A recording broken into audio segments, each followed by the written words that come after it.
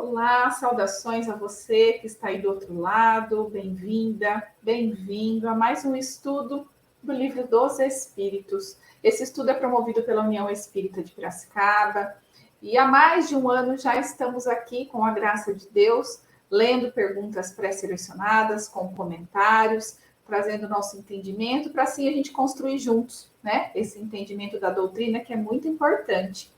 Então eu convido já meus amigos, Boanerges Tavares, Carolina Bidala, bem-vindos. Alô, Carol, alô. Oi, gente. Tudo bem aí? Tudo bem?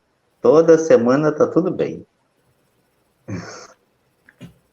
E a gente vai começar, né, como é de costume, nas casas espíritas, com a nossa prece, para a gente se fazer presente e acalmar nosso coração. Então vamos lá.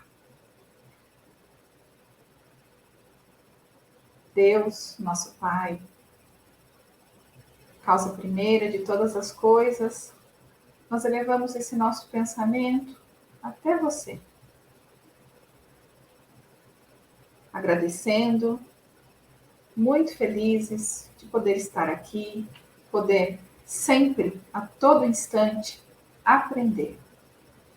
E o aprendizado que nos cabe passa necessariamente pelo amor, como Jesus, seu emissário, aquele que está em comunhão com a sua vontade, Pai, nos ensinou.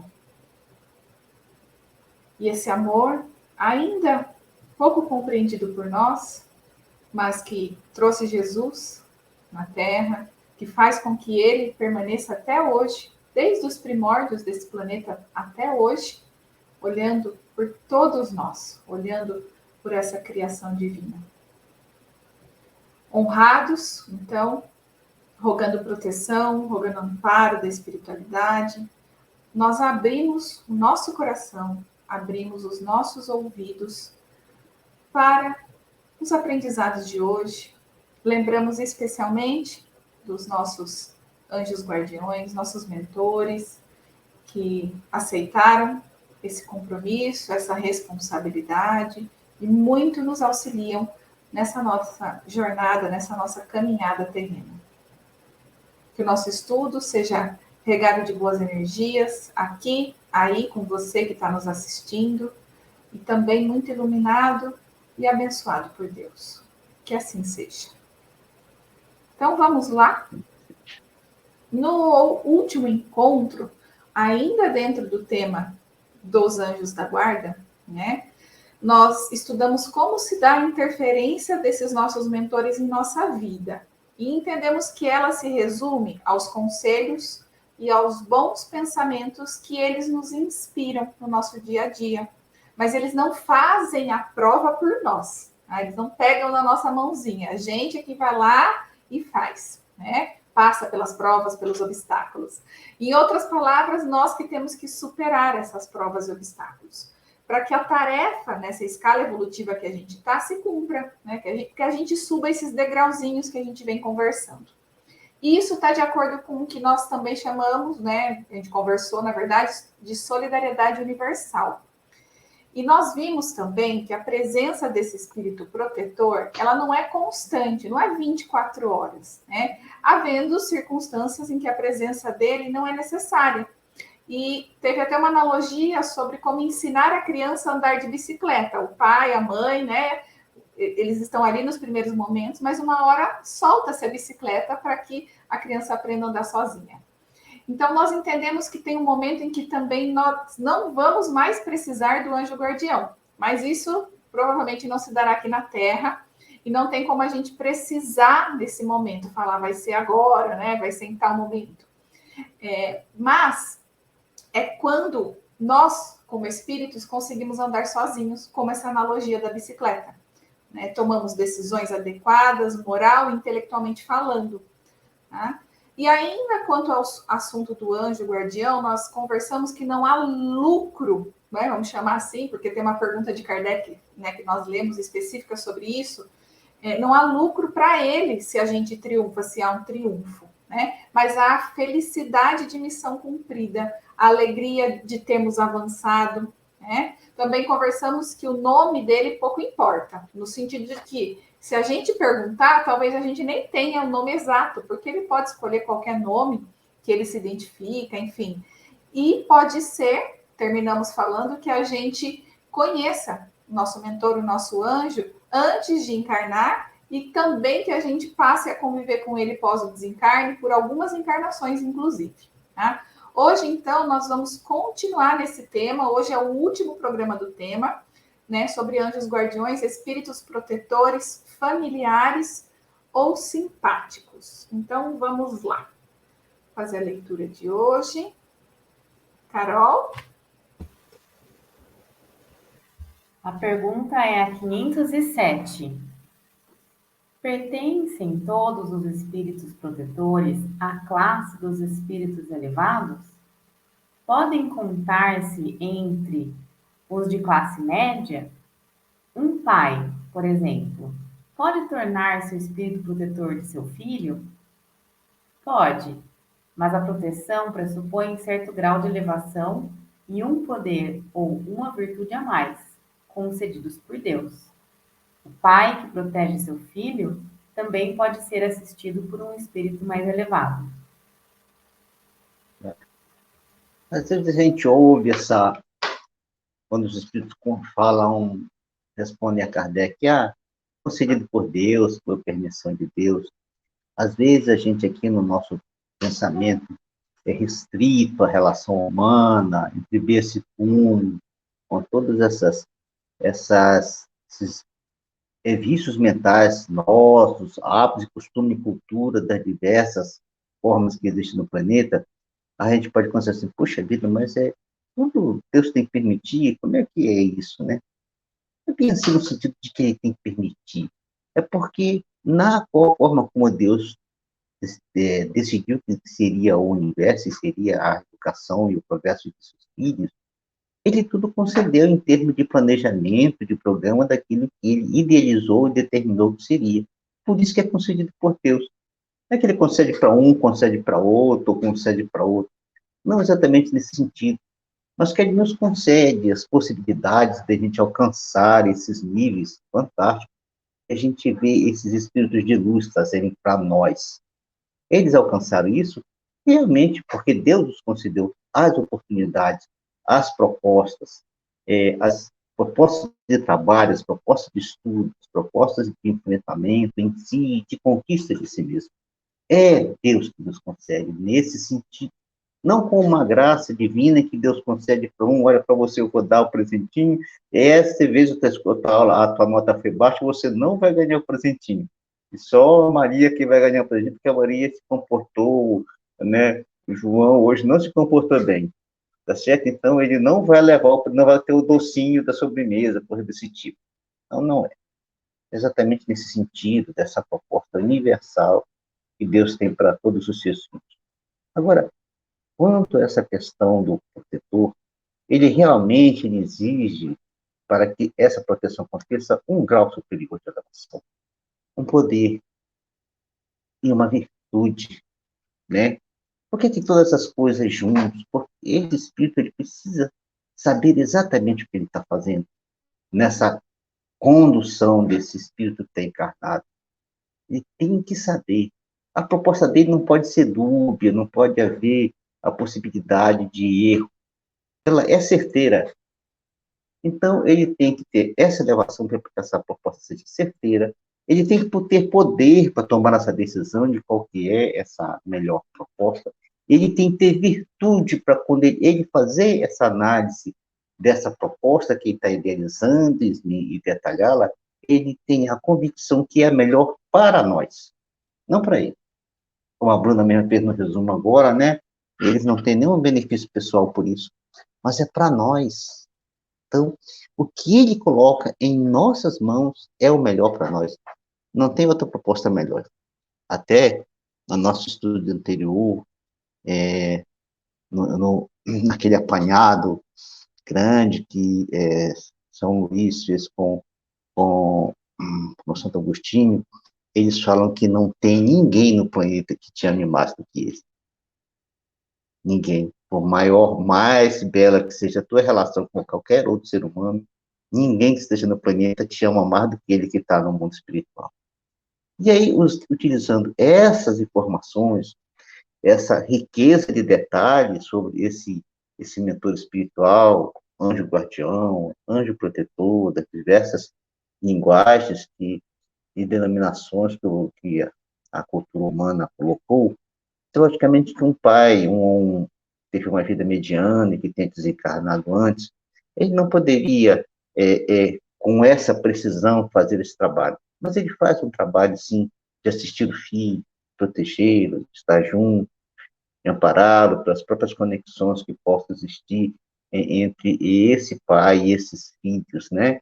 E aqui, pessoal, quando a gente fala filho, não vamos pensar que é o homem, é mais no sentido cultural mesmo, da nossa língua. A gente precisa encontrar uma forma cultural, né, Bruna e Carol, para a gente mudar esse contexto, mas ainda a gente ainda está preso a essa forma de se expressar, né?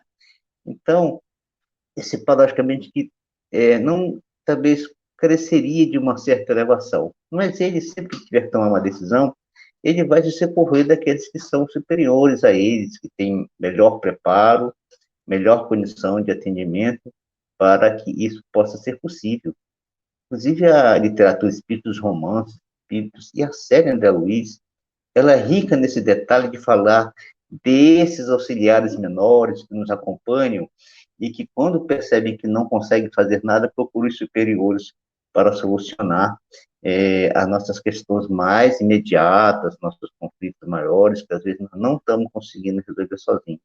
E aí eles aparecem. Bruna, Carol. Essa questão do se referir à questão do gênero, né, Boanerges?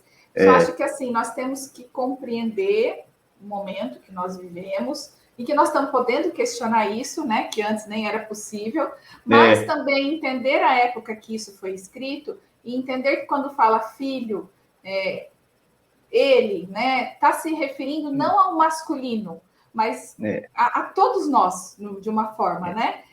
Congregando de uma forma que é possível na nossa linguagem, inclusive, né?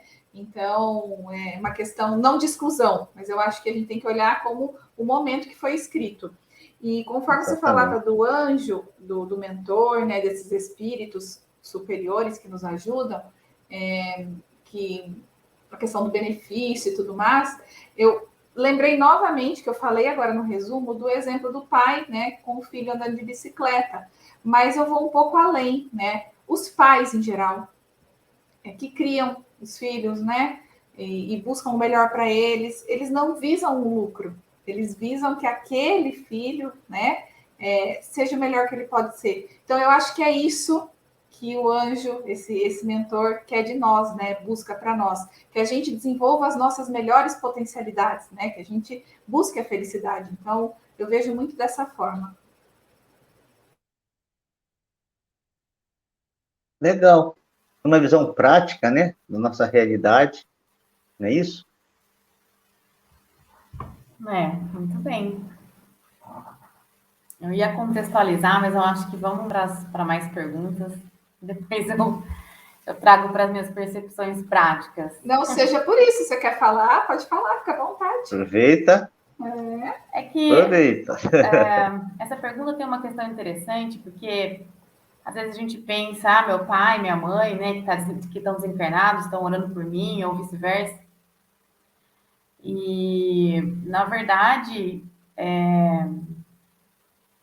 o nosso pai e nossa mãe sempre querem nosso bem, né?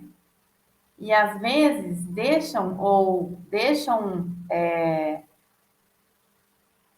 nos dão um conforto tão grande que eles querem evitar que a gente passe por alguns conflitos, né?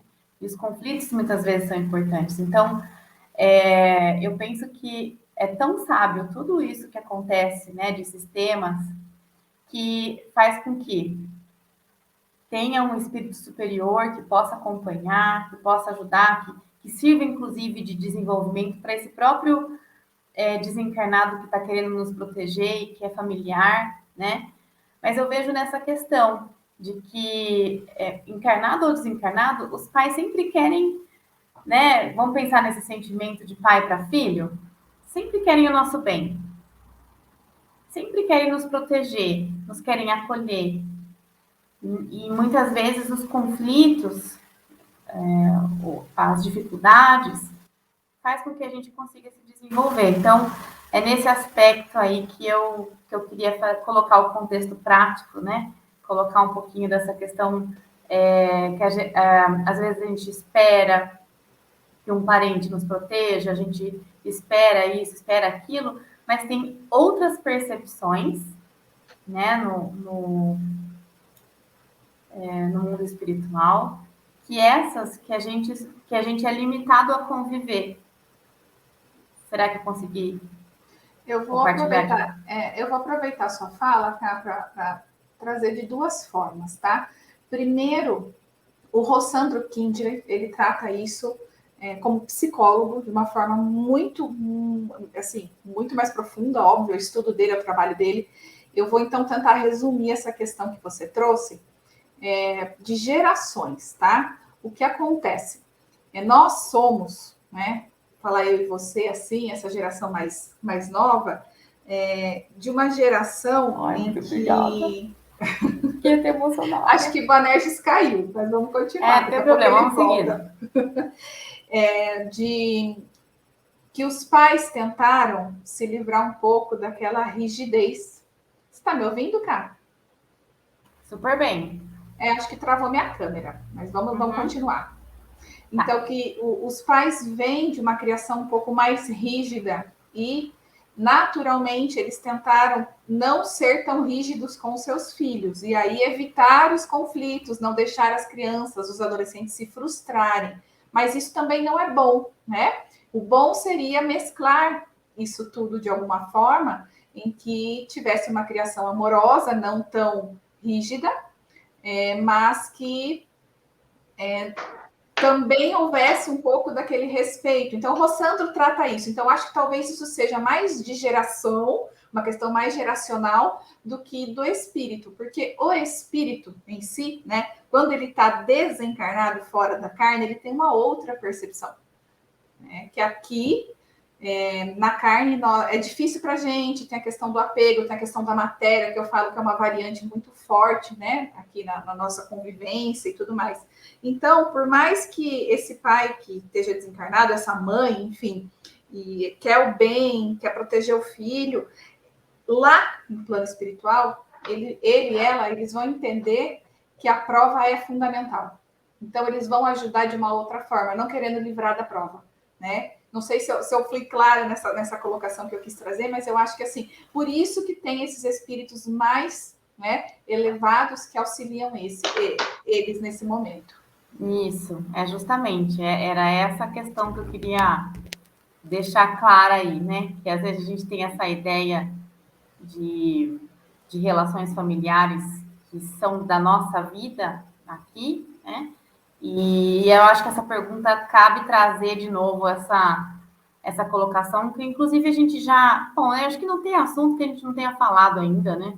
Sei lá, já foi tantos. Então, achei importante colocar isso, sim. Banerjis, voltou? Então, eu saí, você começou a falar, ficou valioso, ficou ruim, aí eu saí. Foi emoção, né, Banerjis? Mas vamos para a próxima pergunta, então. Acho que a Bruna me ajudou. Acabei não ouvindo o teu comentário, infelizmente. Mas a Bruna me ajudou a fazer uma boa colocação aqui, né?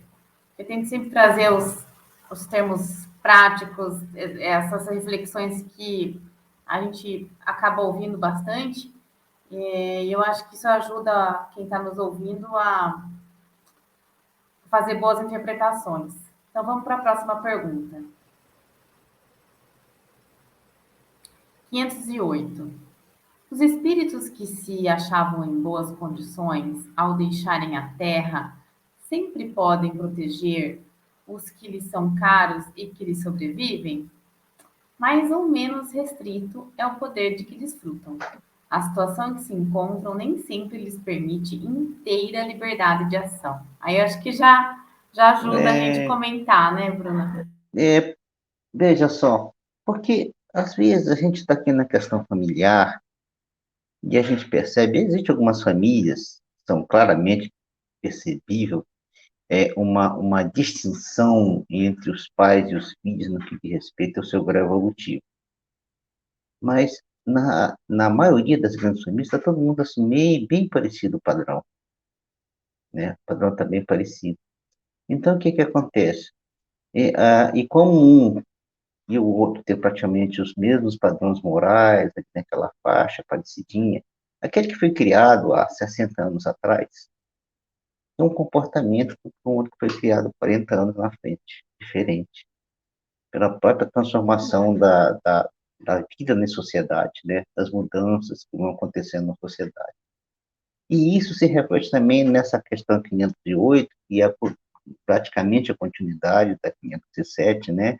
A respeito desse poder restrito dos pais que desencarnam e, após tomarem seu equilíbrio no mundo espiritual, queiram ajudar seus filhos.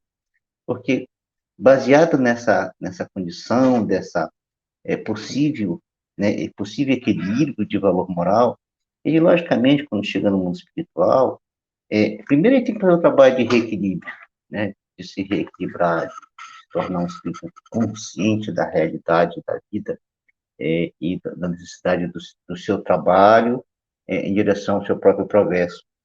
E, em seguida, ele, movido pelo sentimento de amor pelos filhos que deixou na Terra, ele começa a agir. Mas, para agir, ele precisa ter aquelas mais acertadamente e mais adequadamente, ele precisa daqueles valores que nós comentamos a respeito do anjo guardião na questão 508, né? Então, fica assim, bem limitada essa ajuda dele. E, às vezes, mesmo nós, quando, às vezes, oramos para os nossos pais que desencarnaram, pedindo ajuda, e a gente não percebe uma ajuda mais acentuada, é preciso compreender essa questão da limitação dele, porque, às vezes, o fato dele ter uma ação material e educativa forte sobre a gente, não quer dizer que isso no mundo espiritual se retrate na mesma intensidade, na mesma escala, né? Então, ele, logicamente, vai carecer de ter um certo poder, né? E ainda, muitas vezes, ele está com as suas ideias ainda contaminada pelos conceitos terrenos, pelos demora para a gente se libertar dele também, alguns apegos a sentimentos, assim, a questão de família, a círculo estrito familiar, tá certo? Ou interesse de grupos, coisas desse tipo que ele ainda não conseguiu superar, e é natural, pelo próprio estágio em que vive, mas com o seu sentimento apurado e o desejo realmente de servir, ele sempre vai ajudar, porque tem a consciência de que não consegue fazer tudo, que falta muito para fazer, e vai procurar a ação dos superiores, que vão orientá-lo, né, vão informar, e se não puder ele mesmo fazer, eles vão junto com ele fazer, ele passa a ser um auxiliar desse mentor, e aí esse trabalho de atendimento acontece.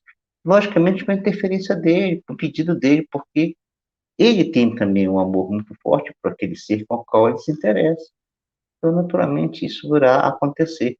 Mas numa escala muito bonita que a gente vê, de uma perfeita solidariedade entre as relações espirituais daqueles que vivem no bem. Viver no bem é solidário.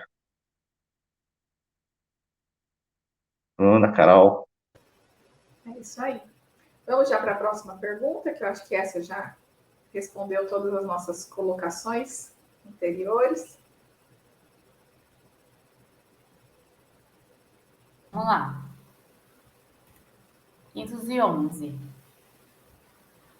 A cada indivíduo ar-se-á ligado, além do espírito protetor, um mau espírito, com o fim de impedi-lo ao erro e de lhe proporcionar ocasiões de lutar entre o bem e o mal?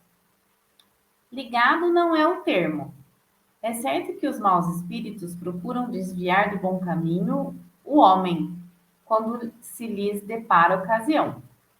Sempre, porém, que um deles se liga ao indivíduo, falo por si, porque conta ser atendido. Há então luta entre o bem, o bom e o mal, vencendo aquele por quem o homem se deixa influenciar. Pois é. Então, é se ligar, né? E às vezes a gente fala que fulano está ligado a um espírito, coisa desse tipo. Não é ligar, né? É sintonia, é pura sintonia, é sintonizar mesmo. E a sintonia a gente faz com o bem e faz com o mal. O meio de comunicação é o mesmo. O meio de influência é o mesmo. O que muda é a qualidade dele em função de quem está se conectando com a gente, em quem a gente está permitindo que se conecte com a gente, né? Tá certo? Então, e diante dessa característica, dessa forma de conexão através da sintonia, tá certo? É, o espírito, ele toma essa oportunidade para se comunicar com a gente, que a gente permite, né? Então, quando o mau espírito age sobre a gente, né? Porque realmente a gente deu uma ocasião para ele fazer isso. A gente permitiu, a gente deu essa abertura para ele, né? E a sintonia, tá certo? Ela é feita assim quando a gente permite. O bom solicita a sintonia, o mal invade, ele força a sintonia. Ele quer a todo custo, ele nos assedia, ele ataca para fazer essa sintonia. Se a gente atende, a sintonia se faz, tá certo? E ela se faz porque a gente permite, né? Para nossa própria vontade, tá certo? E eles ficam, quando são atendidos, a sintonia de informação que ele quer tomar, né? O mal, ele quando age com essa sintonia, tá certo? Ele nos influencia para o mal. E aí a gente tem que fazer o quê? Perceber as características dessa sintonia, que sensações que a gente sente, né? Às vezes a gente fica tão vigilante, né? E não segue o ensinamento de Jesus, do vigiai e orai, e na nossa correria do dia a dia, nesse afã da conquista dos recursos materiais para sobreviver, para atender as nossas mais diversas necessidades, a gente não faz essa reflexão, a gente não se percebe. E não percebe quando estamos sendo dirigidos e nem quando estamos sintonizando com o mal. E pouquíssimo percebemos o bem, porque quando a gente percebe o bem, a gente chora, porque se emociona, ele vem e a gente chora. A gente está tão distante dele que a gente chora quando ele vem, né? Então, na vida prática, seria assim, interessante a gente fazer essa percepção, ou sentir esse momento, quando você percebe um pensamento que você não raciocinou, perceba, analise ele como é que ele é. Porque às vezes a gente liga um rádio assim, repetindo, falando coisas, né? Falando, falando, falando, falando, falando, falando. E não analisa o que a gente está falando. E às vezes nós estamos só repetindo coisas que os outros estão nos propondo e nos comprometendo profundamente e acentuando a conexão com, com eles. Exatamente essa relação, dessa conexão entre o bem e o mal, esse negócio daquele anjinho que fica de um lado e outro anjinho de outro, né? Anjinho de um lado e o diabinho um espeta e o outro acende uma luz, o outro espeta, o outro acende a luz. Né? Um espeta e o outro assopra. Aquelas coisinhas. Então, é essa luta exatamente que caracteriza a luta do bem contra o mal. Né? E quem é que vai vencer? Vai vencer aquele que vai me deixar. Aquele que nós deixamos. Aquele que nós permitirmos, seja pela nossa vigilância, seja nossa pela invigilância. Tá certo? A gente já estudou essa questão aqui, de por que acontece desses espíritos estarem com a gente, né? Essa prova, essa necessidade da gente provar, da gente testar, da gente perceber as coisas que acontecem em torno de nós, para que a gente realmente possa, a partir daí, ir realizando esse trabalho de aprender, aprender, aprender e aprender. Carol, Bruna.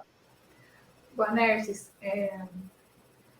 eu lembro quando a gente estudou aqui a parte do instinto, tá? Também já lemos essas perguntas e debatemos sobre elas. A gente falou que aquele primeiro pensamento que vem é o nosso. E a partir daí, né, é que nós abrimos as brechas. Então, eu queria muito falar dessas brechas, dessas frestinhas, né? Que você colocou muito bem, que é uma questão de sintonia e de permissão. Eu acho que essa permissão, às vezes, ela é tão automática. Eu só queria lembrar, né, para a gente também, além de vigiar, a gente também ver a nossa essência e olhar para ela, né, nesse primeiro pensamento, nossa, por que eu xinguei, né? Por que eu tive, né? Fui eu que comecei a xingar lá, fui eu que comecei a ficar bravo, né? Então, começar a se transformar a partir de uma autoobservação, tá? Eu falei sobre isso no Evangelho, para quem acompanha o Evangelho no Lar de terça-feira, tá? Teve uma leitura que chamava Murmurações, do livro Pão Nosso, do Emmanuel, tá? E que ele falava das murmurações, né, das fofocas e das reclamações, o quanto elas abrem essas brechas e o quanto nós precisamos combatê-las. Então, assim, além de vigiar, além de orar, eu queria convidar, né, a todos aí, inclusive nós, para que a gente combata esses pequenos, vamos colocar rituais ou coisas que estão no nosso dia a dia, essas coisas que estão impregnadas na gente, que às vezes a gente nem percebe e que abrem essas brechas. Que a partir daí que aquele espírito inferior, a gente já conversou sobre isso, né? É usado o termo mal, mas assim, é só um espírito inferior que está perdido nessa inferioridade, que ele vai lá e fica nos cutucando, como a imagem do diabinho que o Boanerges falou, né? E, enfim, então só para a gente se lembrar da importância da nossa autoobservação, da autoanálise, do amor próprio, para a gente poder se transformar, tá? E aí poder chegar, poder subir mais uns degraus da escada, não é? Bruna, você falou uma coisa que legal agora. E aí, quando você falou, me veio um negócio na cabeça. Quando você falou o mal, né? Não é que ele não é mal, porque ele é filho de Deus, como nós, né? Ele é oxigênito como também somos, né? Um dia ele vai sair dessa. Na realidade, ele é taxado de mal porque ele vive a proposta do mal, não é isso? Não porque ele, na essência, ou seja, a essência dele não é amar, é a proposta de vida dele que é amar, não é isso? Então, uma hora, um dado momento, ele vai cansar disso. E quando ele cansar, ele vai começar a fazer a jornada dele de forma diferente. Uma proposta de vida dele foi, né? Tem. Sim, na verdade, assim, qual é a nossa proposta, né? Se era amar até agora, ela deixou de ser, porque a gente trouxe a consciência, a gente quer mudar, acho que é isso que a Carol tá falando, né? Uhum. Então, a partir do momento que isso traz a consciência, às vezes ele só precisa saber que ele tem outro caminho, né? E às vezes a gente só precisa saber que a gente tem outro caminho. E aí fazer as novas escolhas. Vamos lá para a próxima? 512. Podemos ter muitos espíritos protetores? Todo homem conta sempre espírito. Todo homem conta sempre espíritos, mais ou menos elevados, que com ele simpatizam, que lhe dedicam afeto e por ele se interessam, como também tem junto de si outros que o assistem no mal. Só uma correção, todo homem conta sempre com espíritos, faltou aí, tá? Estava certa essa leitura, com espíritos. Tá, vamos lá. Olha só. Ao longo do nosso processo evolutivo, a gente construiu uma relação imensa de relações, de conexões com diversos espíritos. Alguns vão se transformando em espíritos familiares, outros não, né? E a gente vai tecendo com esses espíritos algumas relações mais ou menos elevadas, né? Que se traduzem em simpatias. Aqueles que se traduzem em simpatias, elas acabam, quando a gente está encarnado por essas simpatias, né, mais elevadas, eles se dedicarem a gente com um certo afeto, com interesse pela nossa vida e pela nossa vitória. que é exatamente isso que a gente está estudando e vendo a ação desses espíritos que nos acompanham, né? Mas aí é uma coisa aqui interessantíssima para a gente analisar. Ele diz assim, também tem os que nos assistem no mal. Olha só. Olha como é que os espíritos colocaram. Eles nos assistem. O que é que a gente pode tirar daí? Que, na realidade, eles só fazem isso porque esse mal está em nós. Porque se nós tivéssemos o bem, ele não tem como assistir a gente, porque ele não pratica o bem. Não é?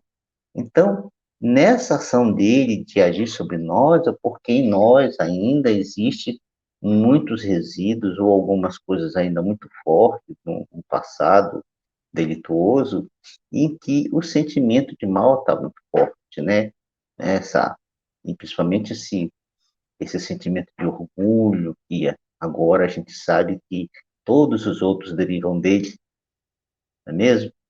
À medida que a gente vai aprendendo, inclusive desenvolver e os conhecimentos psicológicos vão se aprofundando, agora a gente sabe que o egoísmo é uma derivação do orgulho, né? Então, a gente tendo essa característica do mal, a gente tem quem nos assista no mal. Estimule o mal que queremos praticar, às vezes inconscientemente e sem perceber. Por isso que nessa relação, ao longo dos milênios, é muito bom fazer amigo.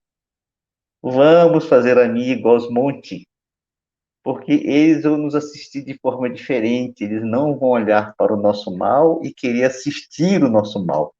Quando eles olharem para o nosso mal, eles vão fazer proposta para a gente corrigir o mal e não incentivá-los. Se nós fizermos uma análise assim bem curtinha, imagina só que a gente, em 1000 anos, reencarnou todos os séculos do ano.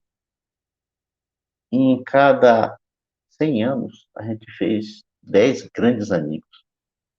No final de um século, nós temos 100 grandes amigos para nos ajudar na nossa caminhada. É bom fazer amigo. Com certeza. E aí eu lembrei de Jesus quando ele fala: reconcilia-te com teu inimigo enquanto estás no caminho. Daria para a gente conversar muito sobre isso, mas vamos pegar só o lado da importância da gente fazer esses amigos, porque um inimigo não reconciliado, desencarnado, pode ser esse que nos assiste ao mal, né? Que assiste o mal em nós. Então, Exatamente. e assim, fazer isso de forma amorosa, coração livre, né? Que é a proposta de Jesus mesmo. É isso mesmo. 514. Os espíritos familiares são os mesmos a quem chamamos espíritos simpáticos ou espíritos protetores? Há gradações na proteção e na simpatia. Dai-lhes os nomes que quiserdes. O espírito familiar é antes o amigo da casa. Comentário de Kardec. Das explicações acima e das observações feitas sobre a natureza dos espíritos que se afeiçoam ao homem, pode-se deduzir o seguinte: o espírito protetor, anjo de guarda ou bom gênio é o que tem por missão acompanhar o homem na vida e ajudá-lo a progredir. É sempre de natureza superior com relação ao protegido. Os espíritos familiares se ligam a certas pessoas por laços mais ou menos duráveis, com o fim de lhes serem úteis, dentro dos limites do poder, quase sempre muito restrito, de que dispõem. São bons, porém muitas vezes pouco adiantados e mesmo um tanto levianos. Ocupam-se de boamente com as particularidades da vida íntima e só atuam por ordem ou com permissão dos espíritos protetores. Os espíritos simpáticos são os que se sentem atraídos para o nosso lado por afeições particulares e ainda por uma certa semelhança de gostos e de sentimentos, tanto para o bem como para o mal. De ordinário, a duração de suas relações se acha subordinada às circunstâncias. O mau gênio é um espírito imperfeito ou perverso, que se liga ao homem para desviá-lo do bem. Obra, porém, por impulso próprio e não no desempenho de missão. A tenacidade da sua ação está em relação direta com o maior ou menor, com a maior ou a menor facilidade de acesso que encontre por parte do homem, que goza sempre da liberdade de escutar-lhe a voz ou de lhe cerrar os ouvidos. Aqui fala que continua, mas daí parou, né, Bruna? Entendi, foi pegadinha. Isso. Isso. Tá. Então, veja só, essa questão dos espíritos familiares, na verdade, tem essa continuação do processo que você vai se aprofundando, né? Há uma gradação dessa proteção. Porque também ela tem a ver com o merecimento da gente.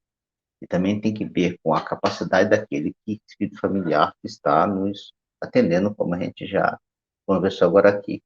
Como também há uma grande gradação de simpatia às vezes, né? Porque o espírito familiar essa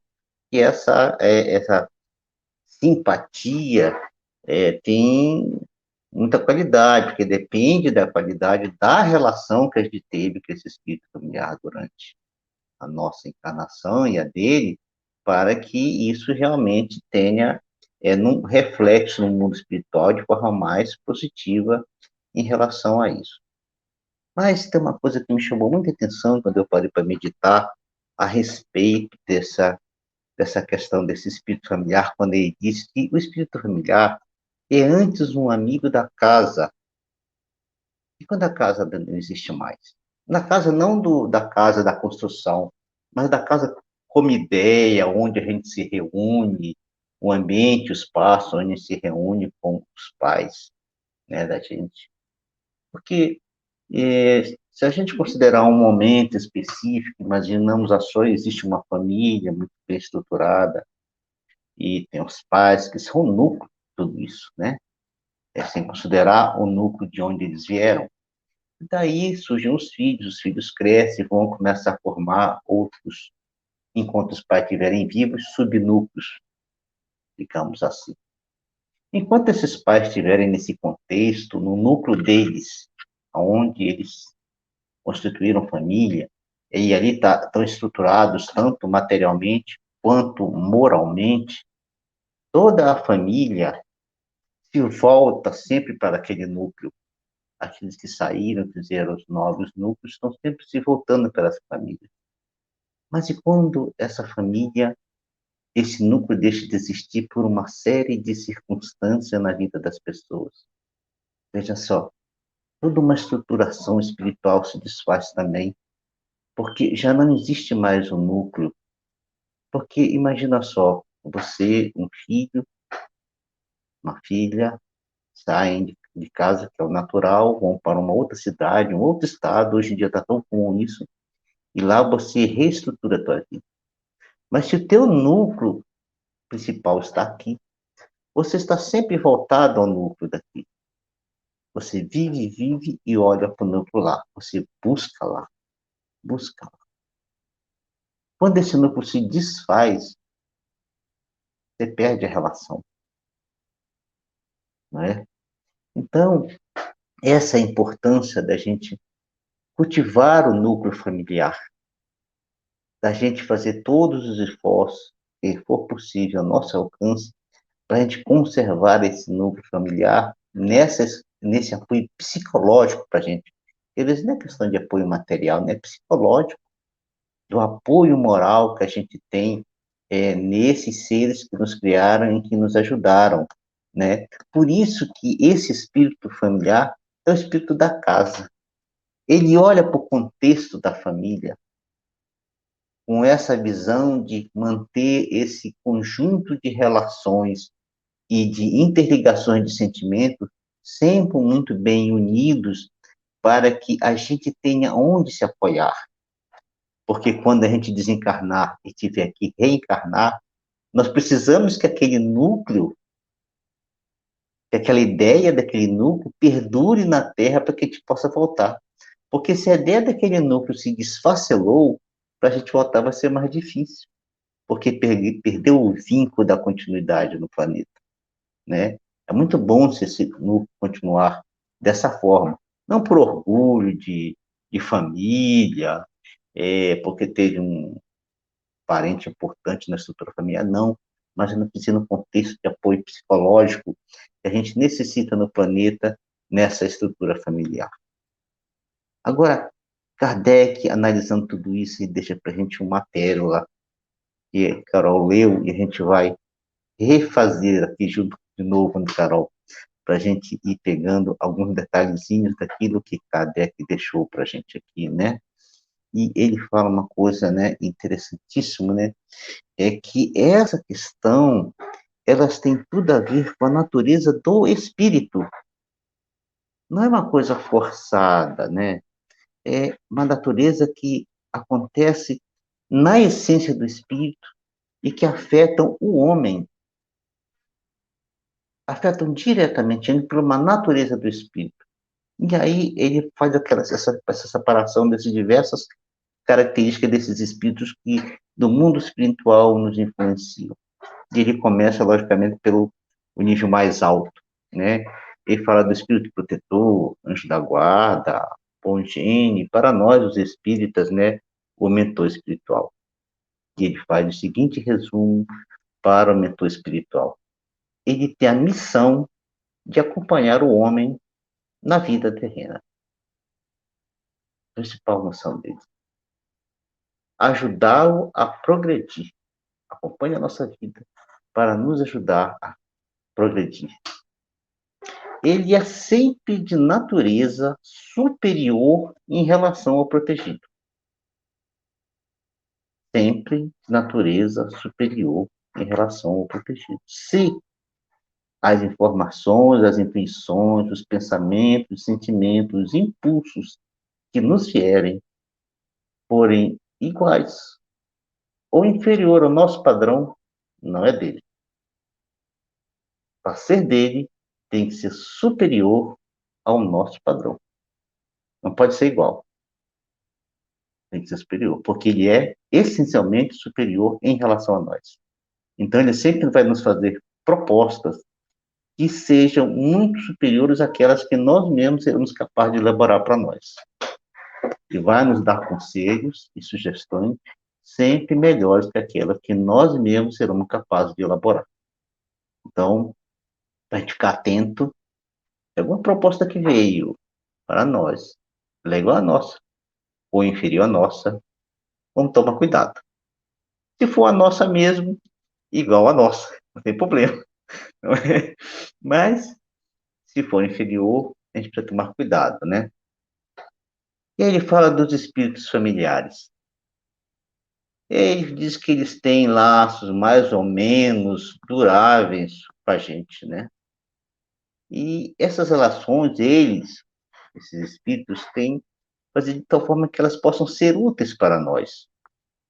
Mas tudo que eles realizam, né, conforme a gente está falando, está limitado pelo poder que eles podem ter.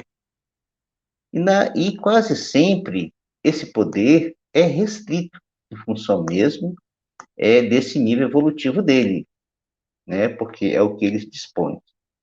São bons, na essência, são bons, mas muitas vezes pouco adiantado. E mesmo um tanto, às vezes, levianos pela falta do adiantamento. Ou seja, eles podem trocar os pés pelas mãos.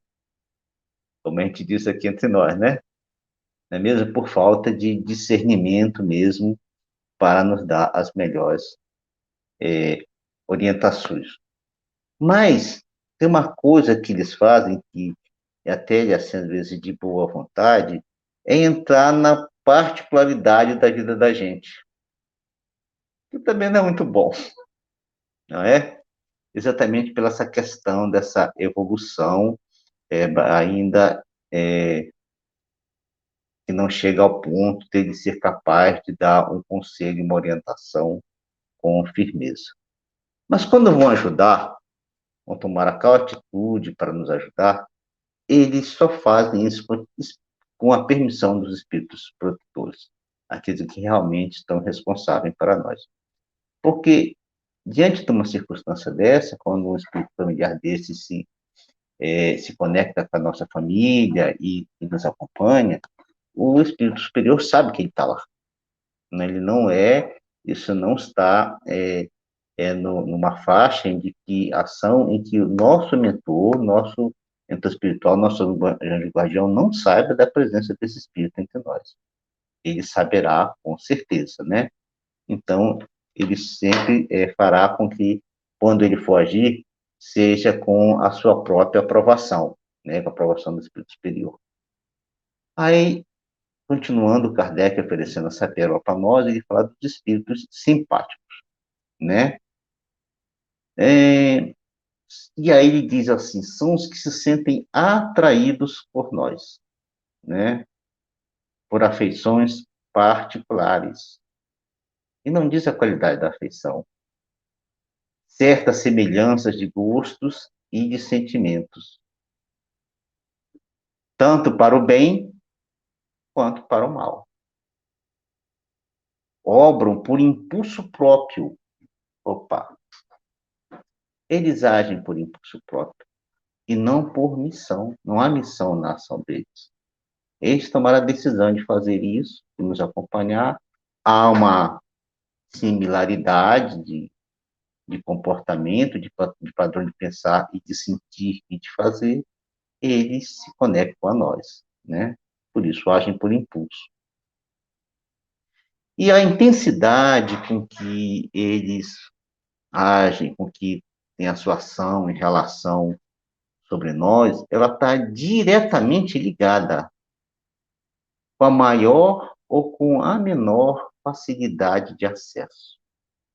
Diretamente ligada com o que a gente permitir de sintonia com eles, né?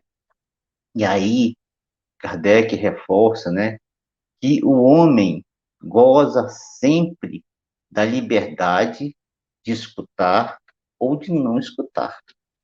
Você pode tapar os vídeos. Você está assistindo um programa de televisão e você vê aquele programa degradante, você tem a liberdade de apertar o botão, desligar o televisor, mudar de canal ou continuar assistindo. É uma escolha. A gente tem o poder de fazer isso. Também na vida espiritual, nós temos o poder para desconectar com eles. A gente não consegue desconectar facilmente, é necessário fazer uma análise mais profunda de nós mesmos para ver por que não nos estamos desconectando tão facilmente deles. E aí, para finalizar essa pérola de Kardec, ele diz que Deus permite para nos experimentar. Veja só, nós estamos no mundo de provas e expiação. Como é que é a prova? Você prova e se você aprendeu, você é aprovado. Você prova e se você aprendeu, você é aprovado. Você prova e não aprendeu. Você prova de novo e não aprendeu. Você prova de novo e se errar, vira expiação. Por isso que para a gente evoluir, a gente precisa provar. Mas provar não significa que você, por não ter conseguido acertar no provar, e com isso você se comprometeu, não, porque você está aprendendo, você está provando. Então, a gente só sabe que existe doce porque tem salgado. A gente sabe que tem dia porque tem noite. Então, a gente vai provando. Provou o sal, uma pequena quantidade é bom, em muita quantidade é ruim. O açúcar em pouca quantidade é boa, em muita quantidade é bom. Comer é muito bom para sustentar o corpo. Comer demais não é bom. E se a gente comer demais e ficar ruim e descobre que não foi bom, não é nem um crime.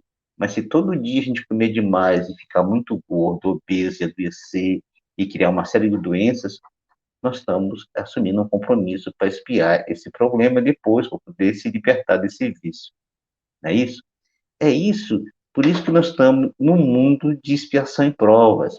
Essa beleza de experiência que a gente passa todo dia para nos tornarmos seres melhores. Bruna, Carol.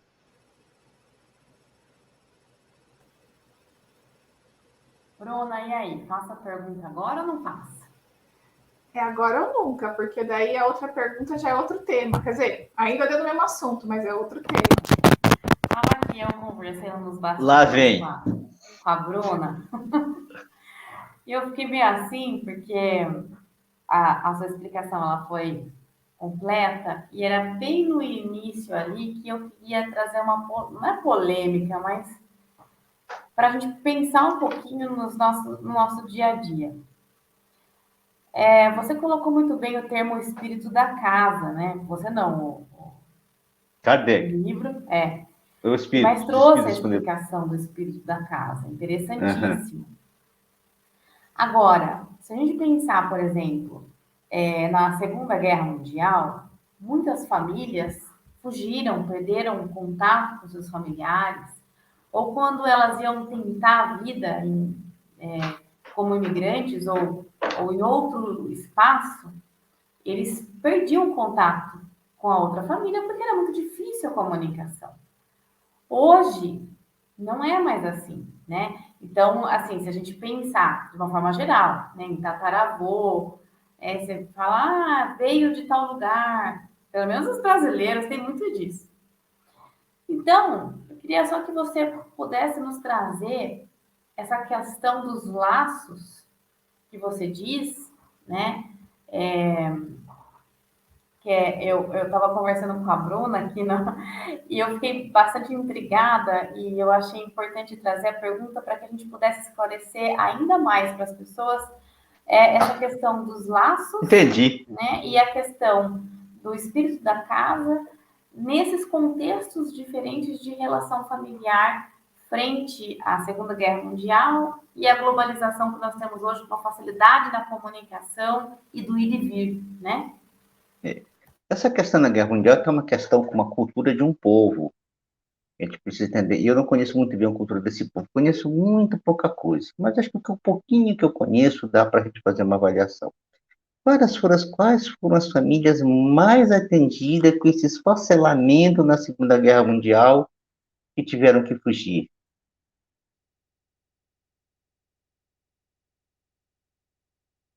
Foi o judeu, Ah, pensei que ele estivesse perguntando para nós. certo? O judeu na Segunda Guerra Mundial ele passou por esse esfacelamento e ele já vinha nesse esfacelamento desde a época da destruição de Jerusalém pelos romanos. Foi um processo expiatório muito longo para eles, muito longo. Mas o judeu tem uma questão cultural muito forte, porque aonde ele está, ele forma núcleo. É muito forte isso nele. Então, ele sai daqui, ele vai para onde ele for, o núcleo continua, ele se interliga, ele não perde. Né? Então, eles não perderam essa. Tanto é que depois de tantos séculos, eles reconstruíram a nação deles. E tem judeu espalhado pelo mundo todo, mas todo mundo está conectado a Israel. O mundo está conectado. Existe uma interligação forte entre eles. A religião que os une nessa estrutura muito consolidada dos conceitos religiosos que eles construíram ao longo, né, do milênio após Moisés ter feito toda essa estruturação dessa religião aí, iniciou essa estruturação. Então, eles não perderam esse vínculo, eles não perdem esse vínculo nesse sentido, né? Mas outros espíritos que não possuem essa características, eles têm que reconstruir tudo de novo, porque estão num processo de expiação muito forte, né? E precisa recomeçar por ter perdido a oportunidade, por ter se esfacelado, não é? Não que a gente tenha que continuar com essa estrutura familiar o tempo todo, não é isso, porque a gente vai evoluir, e à medida que a gente vai evoluindo, essa dependência vai se diminuindo, até que ela vira um nível que deixa de haver uma dependência psicológica, vai haver apenas a relação do amor e do respeito. A Bruna e eu, quando fizemos o fim do ano, o estudo a respeito de Maria, né, a gente viu a necessidade de Jesus ter uma família para estruturar a sua vida até nós. Foi necessária toda a construção de um núcleo, de uma programação espiritual ao longo de muito tempo, e toda uma série de, de, de espíritos que reencarnaram para trazer a mensagem para ele, e depois vai se formando uma estrutura familiar, até que surge a família onde ele ia nascer, e ter aquela base, aquela estruturação social, para que ali ele nascesse e realizasse a sua atividade. Veja, foi constituída uma família para isso, um núcleo, um centro, não é? Lógico que ele, por ser quem ele é, depois tudo se alterou, mas foi necessário, como é necessário para nós. À medida que a gente crescer, que a gente se desprender, e naturalmente nós também formaremos núcleos, porque teremos características psicológicas e de valor evolutivo tal que nós nascemos e criamos uma estrutura forte, sólida. Enquanto somos frágeis ainda, nós precisamos dela. Ela é muito bom para nós. Hoje a gente sabe que, às vezes, com espíritos muito comprometidos, têm dificuldade imensa para reencarnar, para encontrar o pai e a mãe. No mesmo núcleo que deve nascer, tem um caso do Sigismundo aí, que a gente sabe, não é? Que a gente tem estudado com frequência e repete muito no estudo espírita, da aversão do pai para que ele nascesse. Porque esfacelou, destruiu a estrutura familiar. Se a gente não destrói a estrutura familiar e continuar reencarnando no grupo, e o grupo crescendo, fica mais fácil. A Bruna desencarna hoje, deixou uma estruturação muito boa aqui, os pais dela deixam uma estruturação muito boa, ela desencarna daqui a 60, 80 anos, deixou outra estrutura muito bem, quando ela desencarna, tem a estrutura para os pais voltarem e continuar ampliando esse laço familiar. Além de solidificar a relação entre os espíritos, amplia o laço familiar, e isso só tende a crescer. Até que isso seja toda uma família universal, uma cidade inteira, um país inteiro, né? Não com orgulho de raça, isso nunca, jamais, mas toda uma estrutura que tudo fique fácil para nascer. Né? Eu preciso nascer, eu vou levantar a mão, vai aparecer várias mães e vários pais dizendo, não, você pode nascer aqui, e tudo bem, não tem problema, a gente vamos nascer. E está a estruturação de família, a questão ficou na terra, o lastro, o laço, não é? Fica tudo mais fácil para nós. São aqueles laços de afeto que não se apagam, que a gente já falou sobre eles, né? A última pergunta de hoje, Cássia, lê para nós? 519. As aglomerações de indivíduos, como as sociedades, as cidades, as nações, têm espíritos protetores especiais? Tem, pela razão de que esses agregados são individualidades coletivas que, caminhando para um objetivo comum, precisam de uma direção superior. Olha só, né? E aí é uma consagração daquilo que nós estamos aprendendo, assim, praticamente, né? Se ampliando, né, a nosso pensamento ao máximo onde a gente possa chegar com ele, carregado dos nossos sentimentos, né? Ele fala, são aglomerações individuais, formam um conjunto, há um conjunto, precisa de liderança. As sociedades precisam de liderança. As cidades precisam de liderança espiritual, né? Não estamos tratando da questão espiritual, né? As nações precisam de liderança, né? Porque, apesar de ser coletivo, mas quando se olha para o conjunto, é um conjunto com um objetivo único, para que uma série de espíritos, de filhos de Deus, que naquele padrão que se encontram, que naquela cultura, naqueles recursos que aquela nação é capaz de oferecer, possam crescer e evoluir e resolver as suas questões mais íntimas e mais individuais. No contexto, no conjunto é um.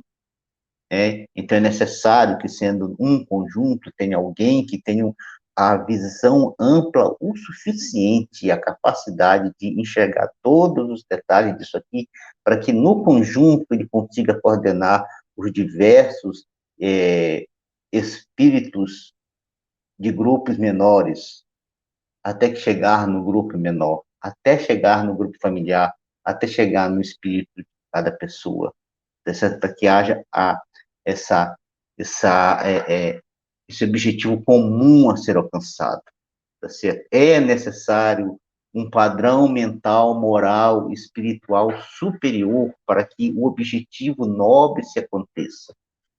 O Brasil tem seu anjo guardião desde o planejamento, da estruturação da sociedade portuguesa, durante aquele processo da estruturação da sociedade portuguesa, em que eles se libertaram do jugo árabe, tá certo? Para formar o Brasil. Ismael participa desse processo, segundo o livro Brasil, Coração do Mundo, Pátria do Evangelho. Você me perguntou, Bruna, na hora se ia ter um livro, eu não lembrei, e aí veio agora na mente esse livro, tá certo? Então, Ismael realiza esse trabalho desde lá, diante de 1500, nos acompanhando, por causa de ter uma proposta para o Brasil, como tem para todas as outras nações. Não só o Brasil não está exclusivo nesse contexto do planeta. Jesus tem o seu anjo guardião para cada país, para cada nação. Por exemplo, eles nos dizem que a França, que é onde nasceu o Espiritismo, São Luís é o anjo guardião da França, não é? Ismael, o filho de Abraão, o primeiro filho de Abraão, é o anjo guardião do Brasil, o espírito mentor do Brasil, Ismael, tá certo? E a Terra, que é o espírito guardião, o anjo guardião do Brasil, é Jesus, o Messias de Israel, o nosso irmão mais velho, o modelo e guia do homem, o governador planetário, é ele, é ele.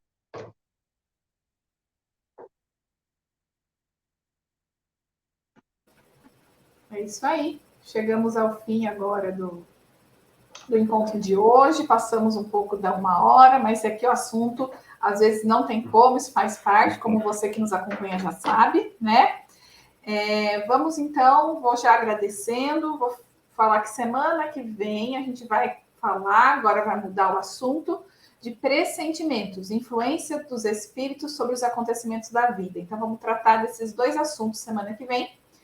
Então, já agradeço a sua presença e um até logo. Obrigado e até.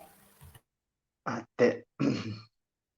Então, nós, profundamente emocionados diante de todas essas informações, de todos esses conhecimentos, essas preciosidades que a doutrina espírita nos coloca diante de nós, e as pérolas do pensamento de Kardec, que se desce diante de nossas vistas, né? Nos iluminando, nos orientando, nos informando sobre as coisas da vida, para nos dizer de quanto Deus é bom, de quanto nosso Pai é bom, de quanto Ele é maravilhoso, e de que tudo e qualquer sentimento que a gente seja capaz de pensar, expressar a respeito dele, ainda será extremamente limitado diante daquilo que ainda somos. E por isso, Pai querido, Senhor de nossas vidas, nosso Criador, nós te agradecemos por todas essas coisas que tu fazes por nós todos os dias, nos oferecendo as mais belas oportunidades para a nossa felicidade, para a nossa alegria, para a nossa realização como teus filhos, filhos da luz, filhos do amor, porque o teu amor inunda o universo.